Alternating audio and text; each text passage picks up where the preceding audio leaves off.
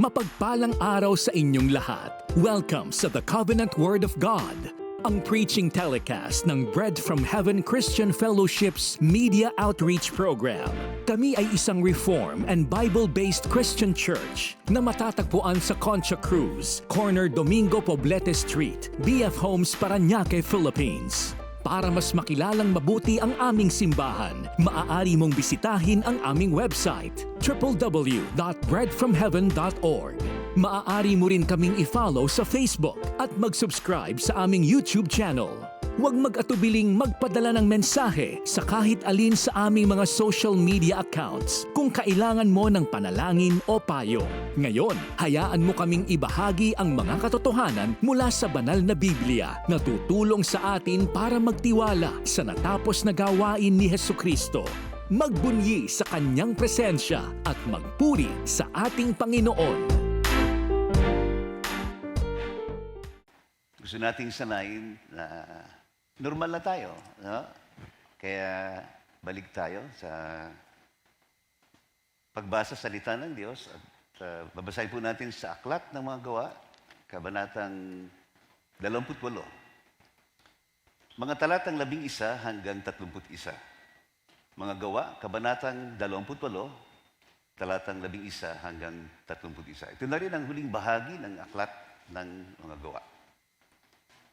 Mga Gawa, Kabanatang 28, talatang 11 hanggang 31. At babasahin ko po mula sa isang salin sa Tagalog. Makaraan ng 3 buwan ay naglayag kami sa isang barkong Alejandria na nagpalipas ng Taginaw sa pulo, nang sagisag ay ang magkapatid na kambal. Nang dumaong kami sa Siracusa ay tumigil kami roon ng 3 araw. Mula rooy, lumigid kami at nakarating sa Regio. At pagkaraan ng 1 araw ay humihip ang hanging habagat at ng 2 araw ay nakarating kami sa Puteoli. Doon ay nakatagpo kami ng mga kapatid at kami pinakiusapan nilang tumigil sa kanila sa loob ng 7 araw. Sa gayon, nakarating kami sa Roma.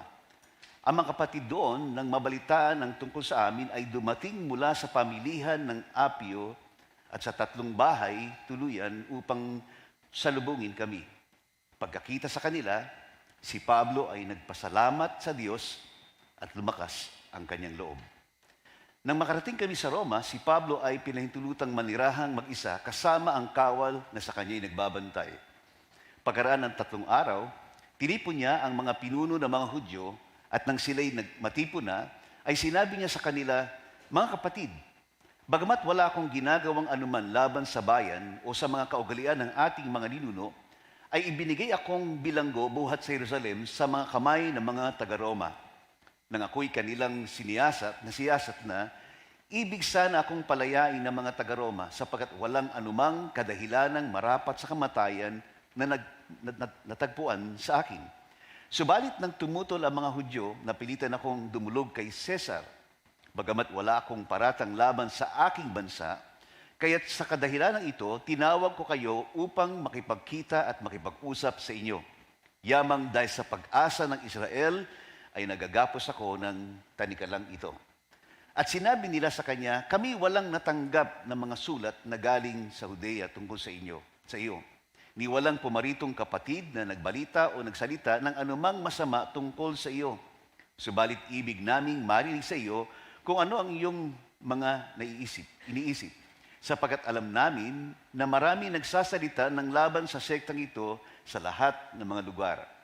Nang sila'y makapagtalaga ng 1 araw para sa kanya, nagtungo sila sa kanyang tinutuluyan at napakarami nila. Ipinaliwanag niya sa kanila ang pangyayari buhat umaga hanggang gabi na nagpapatotoo tungkol sa kaharian ng Diyos at sinikap na sila'y mahikayat tungkol kay Jesus mula sa kautusan ni Moses at mula sa mga propeta. Ang iba'y nahikayat sa mga bagay na sinasabi niya at ang iba'y hindi naniwala. Nang sila'y hindi magkaisa, umalis sila pagkasabi ni Pablo ng isang pahayag. "Tama ang Espiritu Santo sa pagsasalita sa inyong mga ninuno sa pamamagitan ni Isaias na sinasabi, 'Pumaroon ka sa bayang ito at sabihin mo, tunay na inyong mapapakinggan, ngunit hindi kailanman maunawaan. Tunay na inyong titignan, ngunit hindi nyo mamamasdan. sapagkat pumurol na ang puso ng bayang ito at mahirap nang makarinig ang kanilang mga tainga at pumikit na ang kanilang mga mata. Baka sila'y makakita sa kanilang mga mata at makarinig sa kanilang mga tainga at makaunawa sa kanilang puso at magbalik loob at sila'y aking pagalingin. Maging hayag nawa sa inyo na ang kaligtasan ito ng Diyos ay pinadala sa mga hintil at sila'y makikinig. At nang masabi nga niya ang mga salitang ito'y nagsialis ang mga Hudyo at sila'y nagtalo-talong mabuti. Nanirahan siya roon ng buong 2 taon sa kanyang sariling inupahang bahay at tinanggap ang lahat ng sa kanya'y nagsasadya na pinangaral ang kaharian ng Diyos at itinuturo ang mga bagay na tungkol sa Panginoong Hesukristo na may buong katapangan at walang sagabal. Pagpalain tayo ng Diyos sa pagbabasa ng kanyang salita. Maupo po tayo at patuloy po tayong lumapit sa Panginoon sa pamamagitan ng panalangin.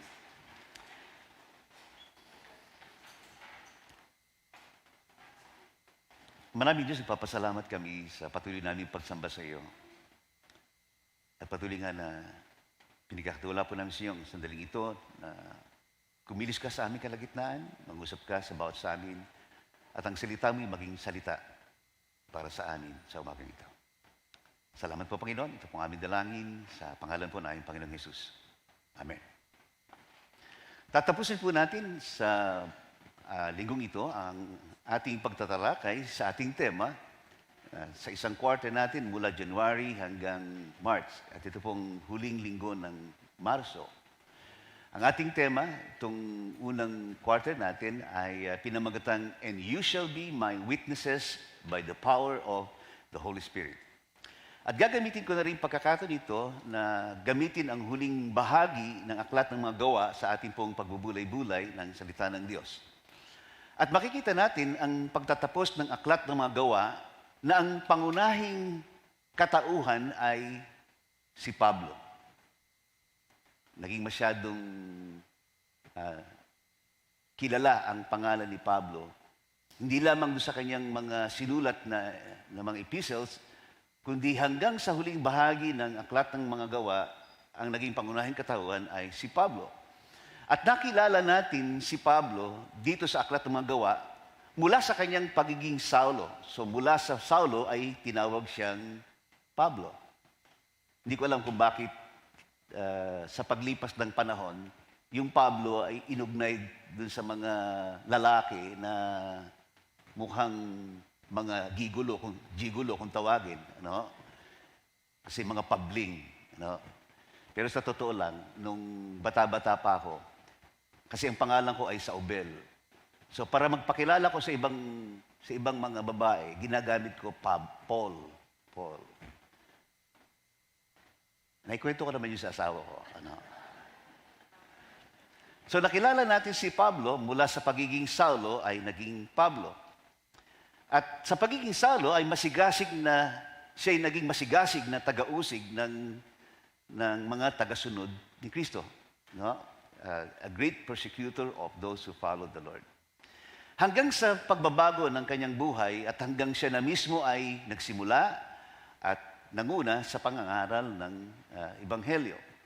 At makikita nga kung paano si Pablo ay talagang naging tapat na lingkod ng Panginoon sapagkat yung kanyang ginagawa araw-araw, na pag-alaman natin na si Pablo ay isang mangalakal. So yung kanyang ginagawa araw-araw bilang isang mangalakal ay ginamit niya na maging pagkakataon para ibahagi ang mabuting balita sa ibang tao na nakakasalamuhan niya saan man siya pumunta. At kung babasahin nga natin ang paglalahad tungkol kay Pablo sa bahaging ito, ngayon ay alam na natin, at dahil sinabi mismo ni Pablo, na hindi siya kailanman naging pabigat kahit kanino man sapagkat sinikap niyang gamitin yung kanyang sariling propesyon para suportahan ang gawain ng Panginoon. May pangaral lang ang mabuting balita. So self-supporting po si Pablo sa kanyang ginagawang pangaral sapagkat siya mismo ay may sariling propesyon. Isa siyang tent maker. Kaya nga ginamit niya ang kanyang sariling propesyon, may pangaral lang ang mabuting balita. Kaya naman sa pagiging mangangalakal, hindi siya pumipirme sa isang lugar. Bagkus lumilipat siya ng iba't ibang lugar at naglalayag siya kung saan-saan. Bukod sa pangalakal na ginagawa ni Pablo, mas nakilala siya sa kanyang pangangaral ng mabuting balita. I don't know kung meron kayong mga aklat na mababasa tungkol sa pagiging si Pablo na isang tent maker. Baka meron diyan. Ano? Pero na-highlight ang buhay niya na nakilala siya sa kanyang pangangaral ng mabuting balita. At narinig nga natin sa kwento ng buhay ni Pablo yung tinatawag na Paul's Missionary Journey. Ngayon, merong paglalakbay, no, tulad nung ginawa namin paglalakbay no, sa Israel, meron ding bahagi na tinatawag na Paul's Missionary Journey. So, susundan mo sa inyong paglalakbay yung nilakbay ni Apostol Pablo. At dahil nga ito'y missionary journey, obviously, ang intention ay hindi magnegosyo, hindi mangalakal. Maari, mayroong bahagi doon, pero dahil ito'y Paul's missionary journey, ang primary intention ng paglalakbay na ito ay upang ipangaral ang mabuting balita. At kung maalala nyo, hindi naman nag-iisa si Pablo sa kanyang ginagawang pangangaral. Particularly, yung sinasabi nating missionary journey. Bagamat nung una ay magkasama sila ni Bernabe, sila yung unang-unang naging team, ngunit hanggang sa nagdalawang pangkat sila at pinangunahan ni Pablo ang isang pangkat, kasama sila Silas, sila Timoteo at iba pa. At nagpalipat-lipat sila ng lugar, naglayag sila kung saan-saan para lamang maipahayag ang mabuting balita.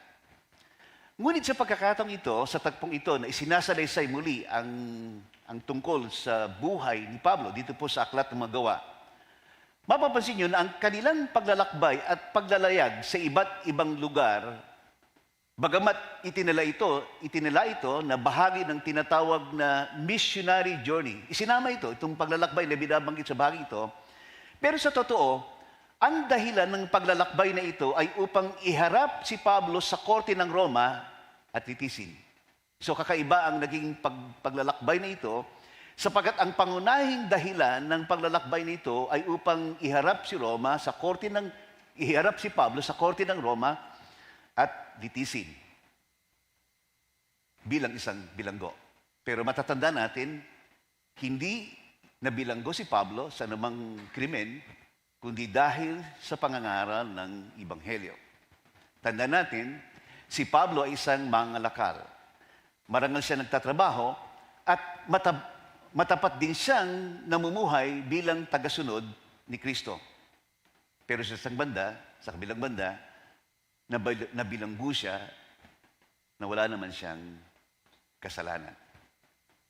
So kung ilalagay natin ang ating sarili sa karanasang ito ni Pablo, paano natin hinaharap ang ating mga pagtitiis sa buhay? Yung ating mga kabigatan, gayong maliwanag sa atin na tayo ngayon ay tagasunod ni Kristo. Meron kasing iba na nagkakaroon ng kaisipan, bakit kung kailan ako sumunod sa Panginoon, bakit pa nagkasunod-sunod ang problema? Meron ba kayong ganong kaisipan? O sumagi ba sa inyong kaisipan ang ganong kaisipan? Kung kailan ako sumunod sa Panginoon, ay saka pa nagkasunod-sunod ang problema. At naniniwala ko, hindi kaila na kahit sa ating pagkakaupo, nakaupo kayo dyan, pero totoo, lagi ko sinasabi, nakaupo kayo dyan, pero malayo pala, hindi kayo nakatingin sa akin. Kung nakatingin kayo sa akin, pero malayo ang inyong isipan dahil merong mabigat na pinagdadaanan. Paano natin pinagtatagumpayan ang anumang ating pinagdadaanan? Kaya nga mahalaga ang halimbawa na ipinakita dito ni Apostol Pablo sa bahagi ito. At kung merong maliwanag kay Pablo sa pagkakataong ito, bukod sa maliwanag sa kanya na siya ngayon ay tagasunod ni Kristo, kung paano niya nilagpasan at napagtagumpayan ang kanyang mga pinagdadaanan, maliwanag din sa kanya kung paano siya gumagawa at kumikilos sa patnubay ng banal na Espiritu. Well, paano natin nalaman na aware si Pablo sa pagkilos at patnubay ng banal na Espiritu sa kanyang buhay? Well, kung babasahin po natin ang pagkakahayag dito po sa Kabanatang 28, ay binabanggit mismo ni Pablo ang katauhan ng banal na Espiritu. Bukod sa napag-aralan natin na talagang siya'y namumuhay sa ilalim ng patnubay ng banal na Espiritu. Kaya nga totoo sa kanila at totoo sa atin ngayon, kailangan nating magpatuloy sa buhay sa patnubay ng banal na Espiritu. Lalo na sa ating mga pinagdadaanan. Kailangan nating kilalanin sa ating buhay ang pangunguna at patnubay ng banal na Espiritu. Muli, ang pamagat ng ating mensahe sa umagang ito ay tinawag kong sa patnubay ng banal na Espiritu. Ikalawang bahagi. Last time, na-share ko sa inyo ang unang bahagi. Kung gusto nyo malaman ang kwento kung bakit ikalawang bahagi ito, mamaya pagkatapos ito, lapitan nyo ako. Maganda yung kwento. Hindi ko nagkakwento dito. Pero tutuloy natin ang pag-aaral natin sa patnubay ng banal na Espiritu. Ikalawang bahagi. May dalang katotohanan na ating pagbubulay-bulay sa kahalagahan na tayo'y mamuhay sa patnubay ng banal na Espiritu at kaugnay ng ating pagtatagumpay sa buhay sa lahat ng ating mga pinagdadaanan. Ano ito? Dalawang bagay po. Una, sa patnubay ng banal na Espiritu, pagkakalooban tayo ng mga taong magpapalakas ng loob sa atin sa panahon ng ating mga pagtitiis. Sa patnubay ng banal na Espiritu, pagkakalooban tayo ng mga taong magpapalakas ng loob sa atin sa panahon ng ating mga pagtitiis. Yun po yung mula sa talatang 11 hanggang talatang 15. Again, isipin natin ang paglalakbay na binabanggit sa bagay ito at hindi ito yung malayang paglalakbay na ginagawa ni Pablo. So, napag-aralan natin si Pablo ay isang mangalakal, naglalakbay, nagpapalipat-lipat ng lugar. Subalit, ang paglalakbay na binabanggit sa bagay ito ay hindi yung malayang paglalakbay ni Pablo na kanyang ginagawa sa kanyang pagiging isang mangalakal. Kundi ito'y bahagi ng pagdadala kay Pablo para litisin bilang isang bilanggo. Binanggit din sa bahagi ito, ang mahigit 3 buwan, bilhin nyo, isipin nyo ito, 3 buwan na paglalakbay sa iba't ibang lugar, pero hindi ito pamamasyal. Hindi sila naglalayag from isang lugar, papunta sa isang lugar, hindi para mamasyal. Kundi ito'y pag-iwas nila sa pabago-bagong panahon na sinasalubong nila sa kalagitnaan ng dagat. May mga kasama tayo dito na ang mga asawa ay nasa karagatan. So kung maganda ang ihip ng hangin o ang panahon, dahil may mga minsan unpredictable weather sa gitna ng karagatan, yung maaring 40 days ay na paglalakbay, paglalayag, nagiging mas mahaba sapagkat kailangang iwasan ang mga bagyo, ang mga iba't ibang masusungit na panahon sa karagatan. Ganon din dito. Actually, sa panahon natin, merong paglalayag sa dagat na inaabot halos ng 3 buwan. Iba dun sa usual na mga seafarer, Yung mga taong namamasyal, yung mga taong gusto lang mamasyal, merong paglalayag sa panahon natin na tinatawag ay cruise ship. Sino sa inyo nakagawa na nun? 3 buwan. 3 buwan. Pero ito, primarily, ang tawag doon ay traveling pleasure. Siyempre, 3 buwan, so it's for traveling pleasure, cruise ship. Pero itong naranasan ni Pablo, hindi traveling pleasure, pressure traveling. Bakit po? Kasi bukod sa mahaba na yung paglalakbay, alam natin hindi naman ganun ka-convenient yung pagsakay nila sa barko. Naalala niyo ba noong mga panahong 80s? Naalala ko nung panahon na pumupunta kami sa Mindoro dahil andun po yung aming conference lagi ng mga pastor. Sasakay kami ng barko. At ang barko, papuntang Mindoro, nung panahon yun, ay ang tawag parang ataol. Ataol na barko. Bakit? Kahoy na barko. Nabutan niyo po yun? Papunta sa Mindoro, kahoy ang barko. Ang upuan, kung saan ang alon, nandun yung upuan niyo. Yun ang barko noon. Siguro baka mamahaling barko sila sa kanya, pero yun yung sinasakyan namin noon. So napaka-inconvenient yung pagsakay nila noon, lalo't sinasalubong sila ng iba't ibang masusungit na panahon sa gitna ng karagatan. Well, kung matatandaan nyo ang kwento sa buhay ni Pablo mula dun sa kabanatang 21, ay dinakip na si Pablo at nagtuloy-tuloy na yun. At kung mababasa natin, dinakip siya at ipinanggapos sa dalawang tanikala. Isipin niyo to, no? Kung paano si Pablo ay ipinagapos ng dalawang tanikala. So from there, dun sa chapter 21, hanggang sa mga matapos na, nakatanikala si Pablo ng dalawang tanikala. At paano yun? Paano kaya yung nakatali siya ng dalawang tanikala? Well, maaring kamay at paa ni Pablo ay parehong nakatanikala. At usually, kapag ganong bilanggo ang nakatanikala, di ba, ginagawa lang yun sa mga bilanggong mapanganib, ano? Para hindi sila basta makakilos. Biri nyo, yung gayong nabilanggo ang ginawa kay Pablo. Pero siya ay nabilanggo sa pangangaral ng Ebanghelyo. Nalala ko rin, nabasa ko sa isang balita, Israel pa man din, sa Israel pa man din, merong isinusulong na batas na yung pangangaral patungkol kay Kristo ay gagawin ng isang crime na ang kaparusahan ay pagkabilanggo. Parang bumabalik sila sa dati, ano? Kaya isipin na lang natin kung gaano ka-inconvenient kay Pablo sa loob ng mahabang panahon, mahabang buwan ng kanilang paglalayag, tapos sinasalubong nila sa gitna ng karagatan ang masungit na panahon, tapos bit-bit ni Pablo sa kanya mga paa at kamay, ang mga tanikalang itinali sa kanya. Madali ba yun o hindi? Isipin nyo yung mahabang paglalakbay, masungit ang panahon, nakatanikala ang kanyang mga kamay. Napaka-inconvenient ng kanyang galaw at pagkilos. Maganda ba yun o hindi? Okay ba yun o hindi? Wala rin tayong mababasa kung sino-sino yung mga kasama niya sa buong panahon. Pero ito yung sigurado.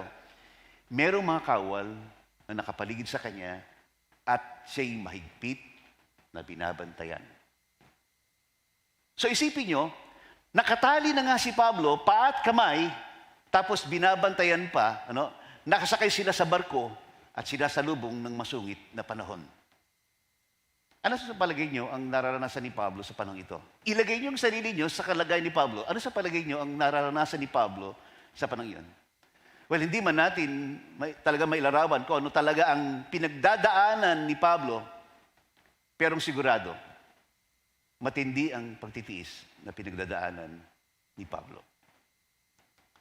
Sa isang banda, wala rin tayong mababasa na angal o anuman kay Pablo sa tagpong ito. Meron ba kayo nabasa?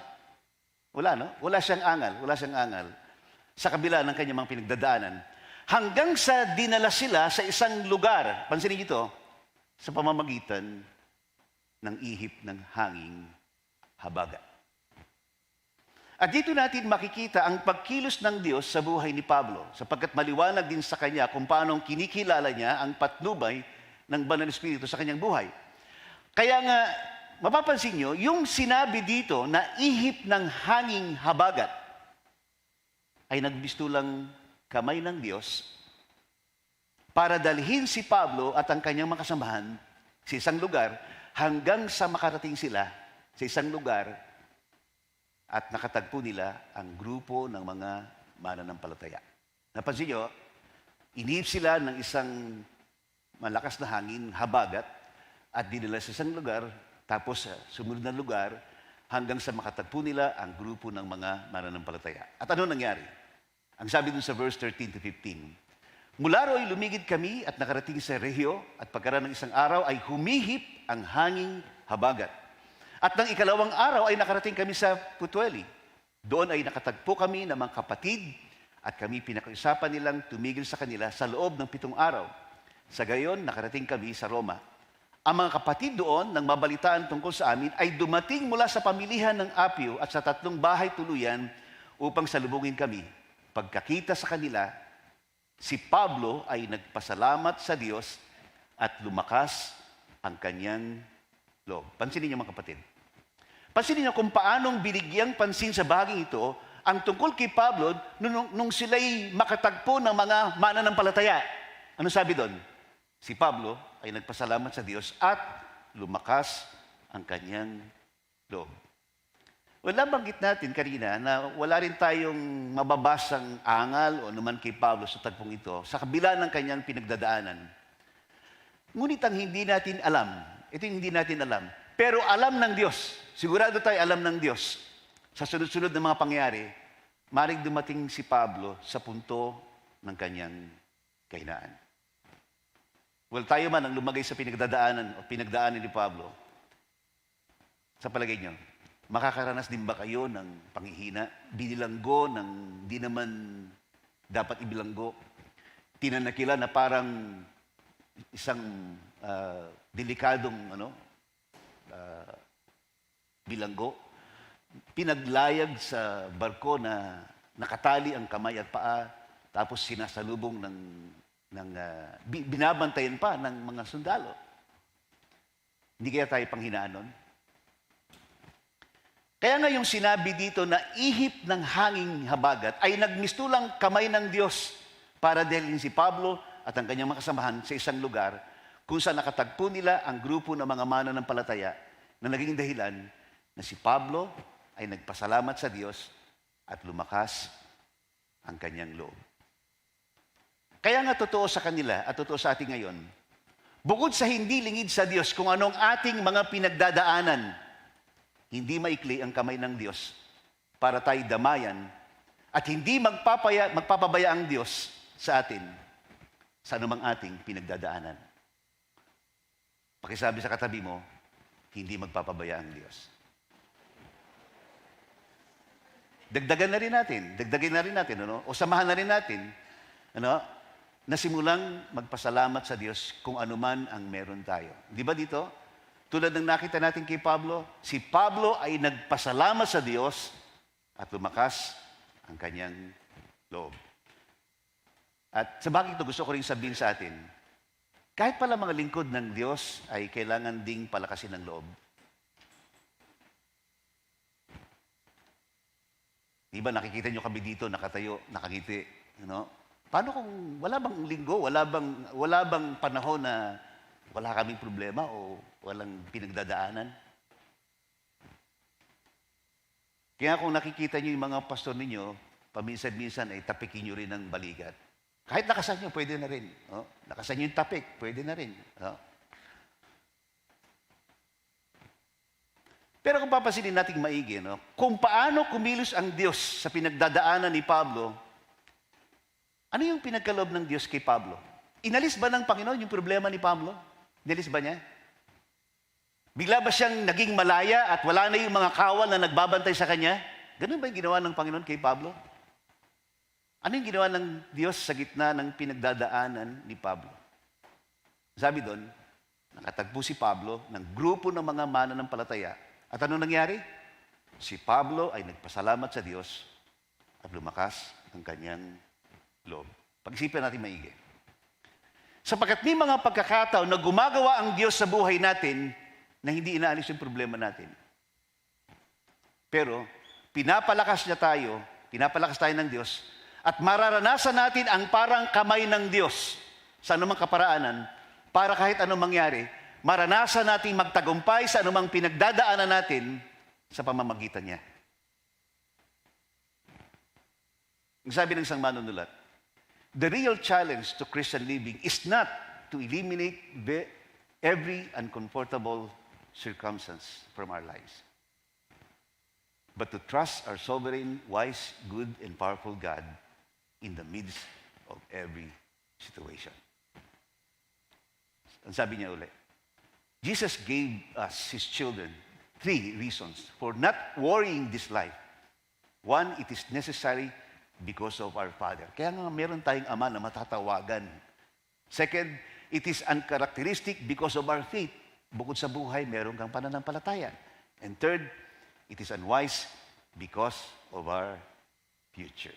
Di ba lagi yung narinig sa amin na sinasabi namin, yung ating hinaharap ay hindi ang ating kinabukasan. Kung ano man yung ating nararanasan ngayon, hindi yan ang ating magiging kinabukasan. Kaya nga sa kabilang banda, na parang wala na tayong magawa sa mga pinagdadaanan natin, kasi ang tawag dyan, realidad. Lahat ay dumadaan sa anumang tinatawag nating realidad. Ang totoo, nabubuhay tayo sa pangkasalukuyan na kahit ayaw natin, dadaan at dadaan talaga tayo sa iba't ibang masasalimuot na karanasan sa buhay.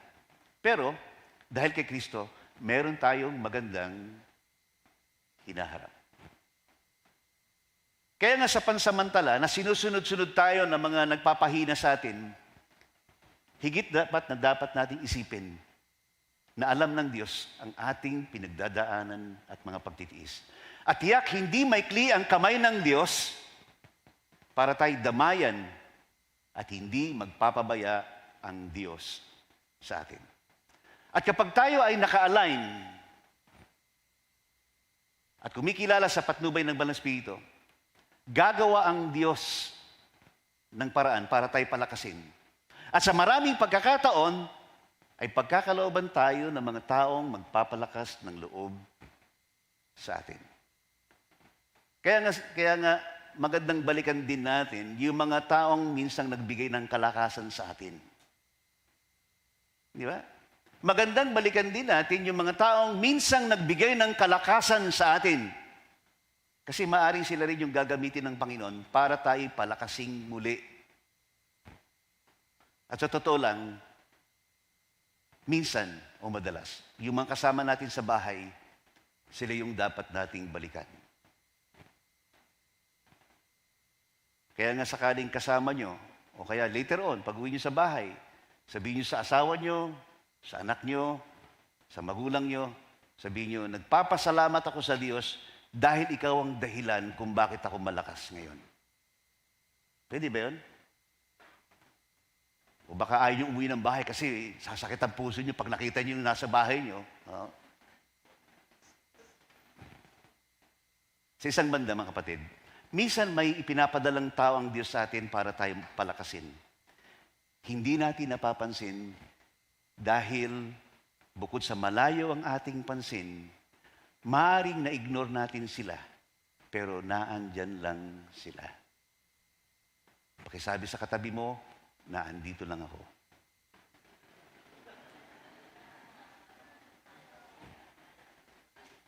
Kaya nga ito rin ang dahilan kung bakit kailangan nating lalong pahalagahan ang ating pagsasama-sama. Dahil baka yung taong ibinigay ng Diyos sa inyo, hindi nyo napapansin, na-ignore natin, pero naandyan lang sila. Sa patnubay ng Banal na Espiritu, pagkakalooban tayo ng mga taong magpapalakas ng loob sa atin sa panahon ng ating mga pagtitiis. Ikalawa, sa patnubay ng Banal na Espiritu, ang anumang sitwasyon ay magiging kapakinabangan at patotoo para sa kapurihan ng Panginoon.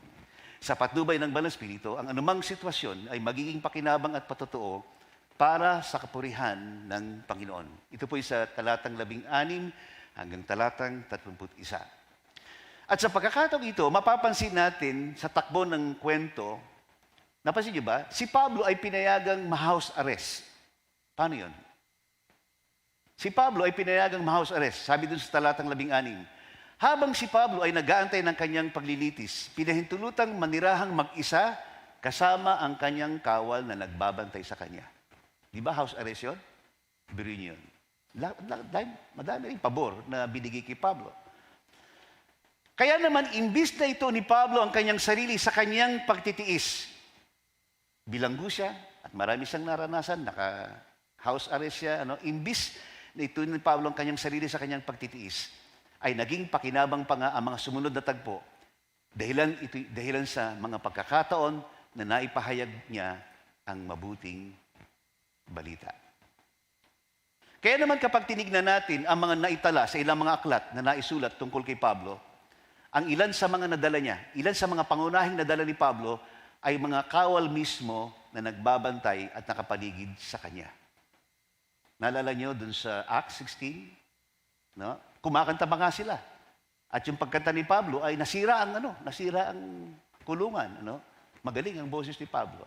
Pero hindi yun sa kanta ni Pablo, sa pagkilos ng Diyos. Pero marami sa mga nagbabantay sa kanya o mga nakapaligid sa kanyang kawal ay ilan sa mga unang nadala niya sa Panginoon. Basahin niyo ang sulat ni Pablo, Philippians, mababasa po niyo yun. At sa katotohanan, itong mga pagkakataong ito, habang si Pablo ay naka-house arrest, malaya rin siya nakalalabas kasama ng mga nagbabantay sa kanya. Kaya naman, nagawa niya, kung babasahin natin, nagawa ni Pablo na makipag-usap sa mga pinuno ng Hudyo. At sinabi doon, ay marami ang nakinig sa kanya ng mga taga-Roma. Alam niyo ba si Pablo ay Roman citizen? Ano? Kaya nga, nakuha ni Pablo ang atensyon ng mga tao. At mababasa natin sa huling bahagi ng tapong ito, doon sa talatang 30 hanggang 31, ang sabi doon, nanirahan siya roon ng buong 2 taon sa kanyang sariling inupahang bahay at tinatanggap ang lahat ng sa kanya'y nagsasadya. Napaka-interesting siguro ni Pablo. No? Lahat ay nagsasadya sa kanya na ipinangangaral ang kaharian ng Diyos at itinuturo ang mga bagay na tungkol sa Panginoon Kristo na may buong katapangan at walang sagabal. Biri nyo, sa kabila ng kondisyon ni Pablo, yung kanyang pagiging bilanggo at ang kanyang mga pagtitiis ay hindi naging sagabal, bagkus naging kapakinabangan pa nga na malaya niyang maipahayag ang mabuting balita. Kaya nga sa kabuuan, maging ang buong paglalakbay at panahon ni Pablo para sa litisin. Ang mga panahon yon ay naging pakinabang at patotoo para sa Ebanghelyo. At ibinilang na bahagi ng kanyang missionary journey.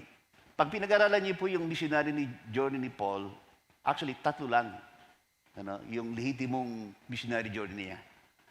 Pero sa ibang aklat, inilathala sa ibang aklat, itong paglalakbay na ito na siya ililitisin bilang 4th missionary journey. Kasi bilhin nyo, naging libre yung pagsakay niya sa barko, nagpunta-punta sa ibang lugar, at dahil doon, naipangaral niya ang mabuting balita. Ibig sabihin, kung ibubuod ang karanasan ni Pablo, hindi yung kwento niya ang na-highlight sa buong kwento. Bagamat makulay ang buhay ni Pablo, kundi naitala ang buhay ni Pablo sa gitna ng kanyang pinagdadaanan, nagpatotoo para sa Ebanghelyo at nagbigay ng kaluguran at kapurihan para sa Panginoon. Kaya nga totoo sa kanila at totoo sa atin ngayon. Bagamat hindi natin may iwasan ang mga pagtitiis sa buhay, kaya ba nating iwasan?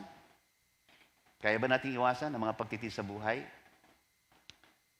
Well, hindi natin sinasabi na tawanan lang natin yung problema. Tulad doon sinasabi ng kanta. Pwede ba yun? Tatawanan lang natin yung problema? Baka tawanan ka rin ng problema. Pero gawin nating kapakinabangan at patotoo para sa Ebanghelyo ang ating mga karanasan araw-araw at magbigay ng kaluguran para sa Panginoon. Sa isang banda, dahilan na rin sa madalas na nadadala tayo ng ating mga kabigatan. May mga pagkakataon na talagang nadadala tayo ng ating mga kabigatan. Kapag talagang hindi tayo nakafocus sa Panginoon at sa pangunguna ng Banal na Espiritu sa buhay natin, kapag nadala tayo ng emosyon natin, kapag nadala tayo ng anumang pinagdadaanan natin, alam niyo ba kung ano nangyayari? Kapag ganun tayo nadadala ng ating emosyon, ng ating problema, alam niyo kung anong susunod na mangyayari? Kapag tayo'y na-focus sa anumang pinagdadaanan natin, kapag tayo nadala ng emosyon natin, dito papasok yung tinatawag na temporary insanity. Alam niyo bakit temporary insanity? Kasi doon yung panahon nakakagawa tayo ng bagay na bukod sa hindi natin gusto, ay alam nating makasasama. Kapag hindi aktibo ang ating isipan sa pagtitiwala sa Panginoon, alam niyo ang mangyayari? Hindi nagiging maganda ang pananaw natin. Kasi blurred . Kapag hindi aktibo ang pananaw, ang pagtitiwala natin sa Panginoon, hindi magiging maganda ang ating pananaw sa buhay. Wala tayong makikitang maganda sa buhay, dadami yung gusto nating awayin.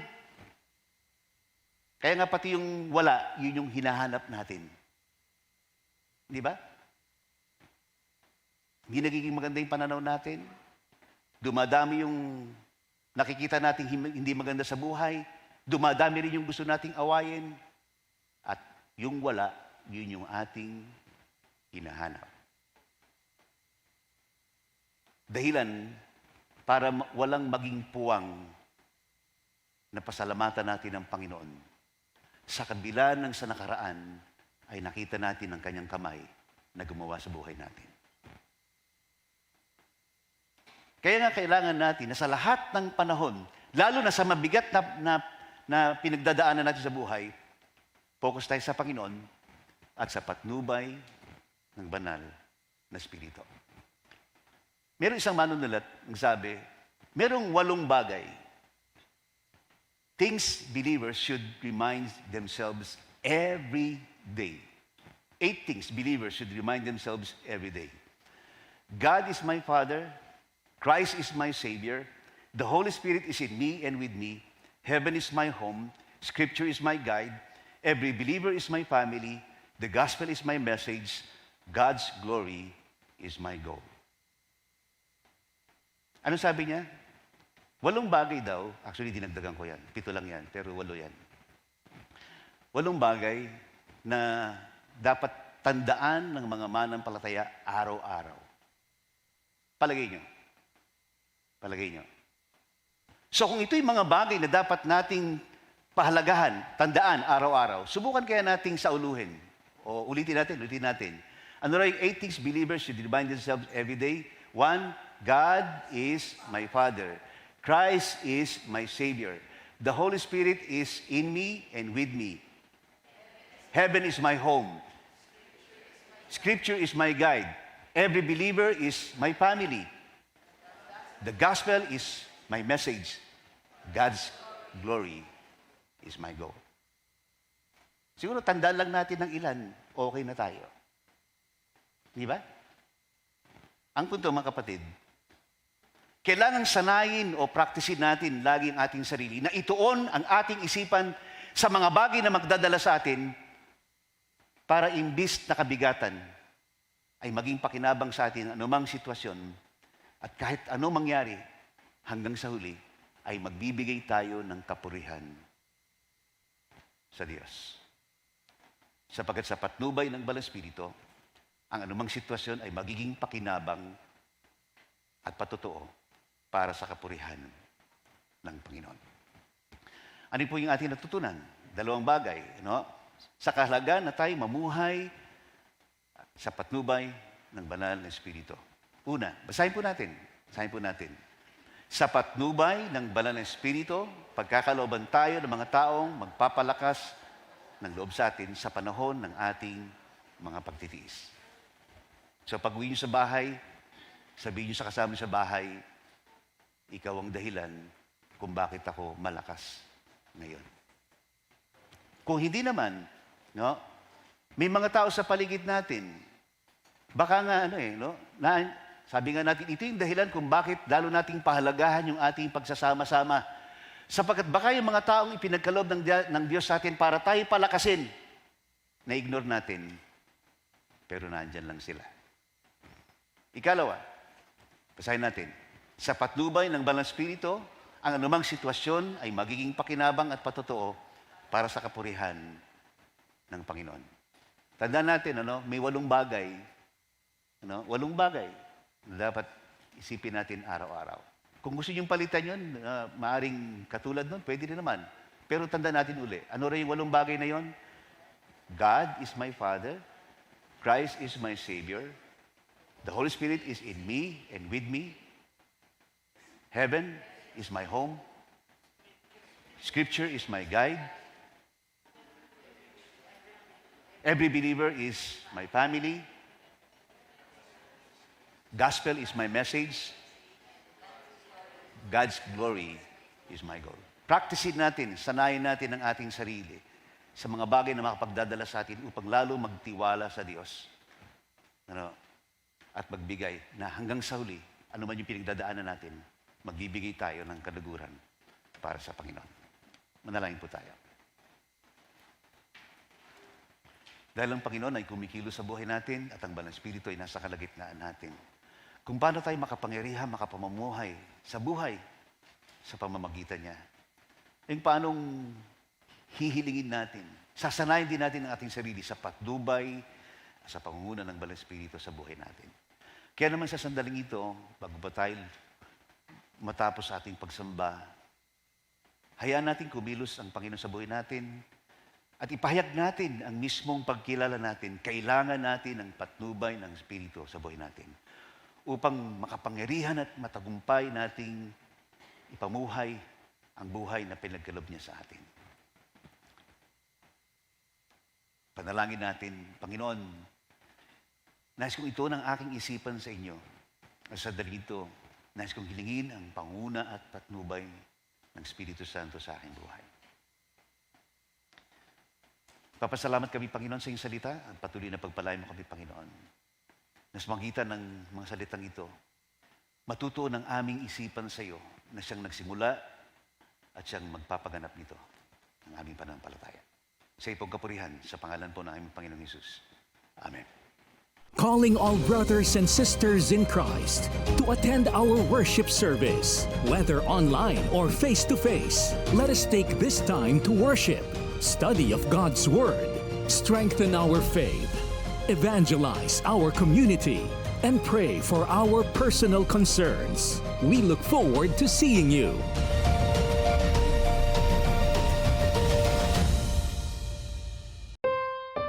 Inyong napanood ang The Covenant Word of God, ang preaching telecast ng Bread from Heaven Christian Fellowship's Media Outreach Program. Tayo'y pinagpala na ang ating simbahan ay patuloy na nagiging testimonya ng katapatan ng Diyos. Sa tamang panahon, dalangin natin na patnubayan nawa tayo ng Panginoon upang masimulan ang konstruksyon ng ating bagong church sanctuary. Kung nais ninyong tumulong at makilahok sa mga advocacies at activities ng church online at on-site, bisitahin lamang ang aming website para sa mga detalye. Inaanyayahan rin namin kayong mag-follow sa ating Facebook page at mag-subscribe sa ating YouTube channel.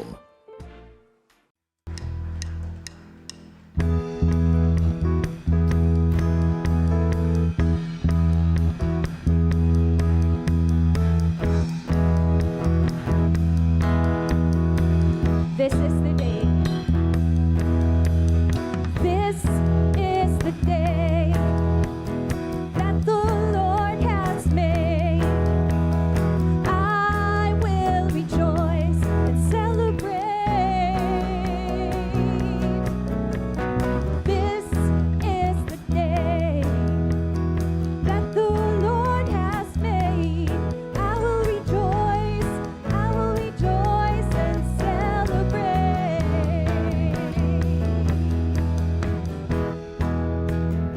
One more time. This is the day. Celebrate with Him. This is the day that the Lord has made. I will rejoice and celebrate. This is the day that the Lord has made. I will rejoice and celebrate.